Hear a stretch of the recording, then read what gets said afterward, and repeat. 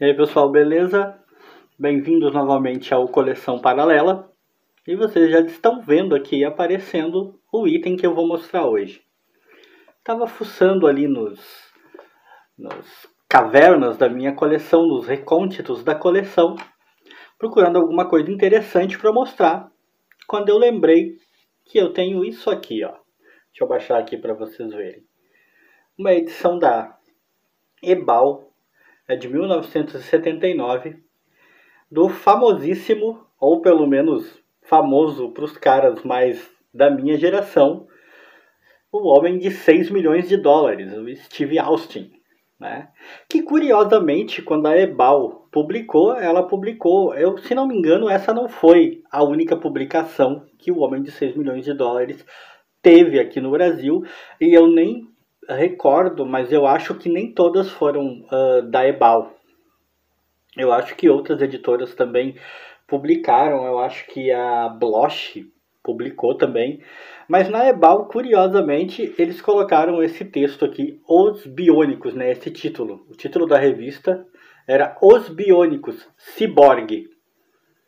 Né? Não sei, talvez, confesso que eu não pesquisei a respeito, talvez ligado a alguma coisa quanto a direitos, royalties, alguma coisa assim, embora dentro da revista, né, esteja ali, vou mostrar ali, ó, o homem de 6 milhões de dólares. Eu lembro que eu acompanhava o homem de 6 milhões de dólares quando eu era moleque. Né? Já era mais ou menos, digamos assim, uma série, não era, né, atual na época em que eu acompanhava quando menino. Né? Já era uma série produzida há algum tempo, mas aqui no Brasil ainda passava como novidade e eu gostava, é claro, eu ficava encantado, eu achava o máximo. Eu não tinha a menor ideia na época do que essa cifra, 6 milhões de dólares, significava. Né? Eu lembro que alguém, meu pai, minha mãe, alguém explicou que era muito dinheiro. Né? Hoje em dia, as coisas mudam. Com 6 milhões de dólares, o nosso Steve Austin, no máximo, conseguiria uma perna mecânica de segunda mão, né? Não dá mais para fazer um ciborgue, não dá mais para fazer um cara biônico com 6 milhões de dólares. Mas, na época, 6 milhões de dólares produziram esse cara.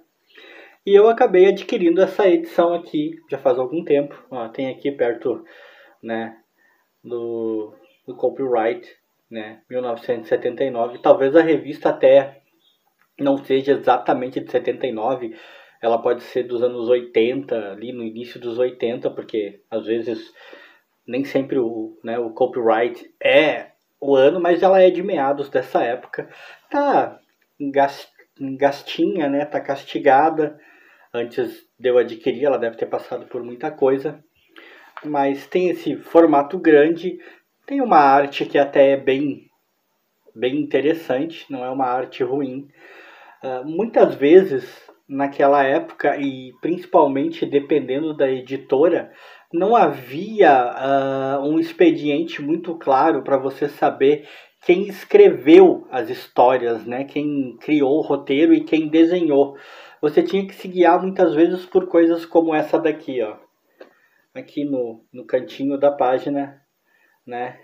Angus Allan e Martin Ansburn, alguma coisa assim. Aparentemente são, né, roteirista e desenhista ou algo do tipo, mas as histórias em si não costumavam vir com um expediente muito claro para você saber, e eu confesso que quando eu era menino eu não me preocupava realmente em saber quem escreveu, né? Eu achava aqueles dados que vinham nas revistas ali totalmente desinteressantes, eu não me incomodava. Só um tempo depois é que você começa a se interessar, ou pelo menos eu comecei a me interessar. Mas eu acho muito interessante que é uma arte bonita, cara, é uma arte bem feita. Tem uma colorização que parece um tanto datada, né? Como aqui, por exemplo, nessa aproximação aqui do Austin, né? Parece meio datado essa maneira que eles tinham de colorizar o negócio. Hoje em dia tem muito mais qualidade. O papel também não parece ajudar muito, mas mesmo assim, se considerar o que se tinha na época e tal, E era uma época em que eu lembro, eu sempre tive muita atenção, eu sempre prestei muita atenção nos desenhos, né? Os desenhos me chamavam a atenção. Com o tempo eu fui mudando e o que passou a me interessar mesmo nas histórias não era só o desenho, era o roteiro, né? Era a história em si nas HQs. Mas nessa época eram os desenhos, aqui pode ver tá, tá bem castigado, tá soltando. Ah, eram os desenhos e eu prestava atenção demais. E até hoje você acaba vendo que naquela época tinham muitos desenhistas que, que eram ruins, né, cara? Ó, eu creio que o Martin Esburn é mesmo o desenhista, ó, porque ele aparece aqui de novo assinando a arte. Tinha muitos desenhistas bons, mas também tinha uma galera ruim que eu não curtia. Mas essa arte aqui eu considero muito boa. A colorização, talvez nem tanto, mas para a época ainda é legal, né? Olha só, isso, ó, é uma cena muito bem feita, cara, muito bem desenhada. Tinha esses recursos aqui de enquadramento de fundo, né?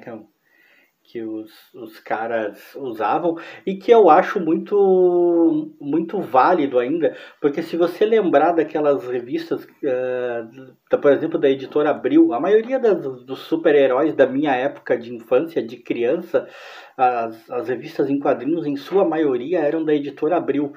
E na editora Abril você notava que tinha muito pano de fundo nos quadros, que era o personagem em primeiro plano, e aqui atrás era um fundo todo azul, por exemplo. Né? Tinha muito disso. Né? Eu confesso que não tenho certeza se era uma falta de recurso da editora Abril ou se das edições em geral. Eu creio que era alguma limitação da própria editora Abril, mas nessas daqui você percebe que é um recurso muito pouco usado. Ó. Os quadros têm sempre um fundo bem desenhado. As histórias aí já não são lá essas coisas, tá? Eu comprei a revista, eu li, obviamente, e o enredo, as histórias em si, pelo menos dessa edição, essa foi a única que chegou à minha mão, foi a única que eu pude ler. Eu não tive outras edições do Homem de 6 milhões de dólares. E essa edição aqui, as histórias são realmente meio fraquinhas, meio capenga. A ligação das histórias em si, dos capítulos, os ganchos do roteiro às vezes parecem meio mal feitos, meio forçados. Né? A própria ameaça que ele enfrenta não é uma coisa empolgante. Eu acho que quando você lê alguma coisa que é baseado em uma série de TV, é baseado em um filme, você sempre tem o problema, quando você assistiu o filme primeiro, assistiu a série primeiro, que você vai automaticamente comparar com a série, né? E os roteiros da série, é claro, sempre pareciam muito melhores, muito mais desenvolvidos, até porque a linguagem cinematográfica, a linguagem de seriado, ela é obrigatoriamente diferente da linguagem que se pode usar nos quadrinhos. Mas ao tudo e ao cabo, ainda era uma boa revista e na época devia empolgar o pessoal, na época em que era publicada, e eu gosto muito de ter ela na minha coleção, né? Eu sou muito orgulhoso de ter conseguido. Infelizmente não está no melhor estado que eu gostaria, né, no estado de conservação, mas ainda é uma bela peça para se ter e para lembrar da minha infância. Então, nesse vídeo era isso. Quem gostou, deixa aquele like.